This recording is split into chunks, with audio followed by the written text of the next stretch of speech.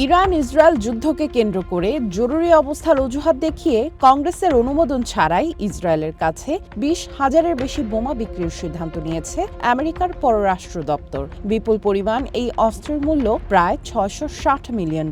বর্তমান ও সাবেক আমেরিকান কর্মকর্তাদের বরাতে এই তথ্য জানাচ্ছে দেশটির বিভিন্ন গণমাধ্যম।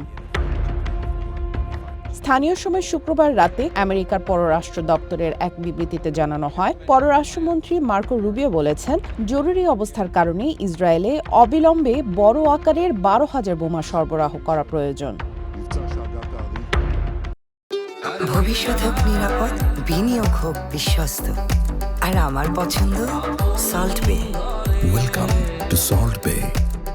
সংশ্লিষ্ট কর্মকর্তারা জানান, এই প্যাকেজের আওতায় 1,000 পাউন্ডের 12,000 বোমার পাশাপাশি 500 পাউন্ডের 10,000 বোমা এবং 5,000 ছোট আকারের বোমা রয়েছে।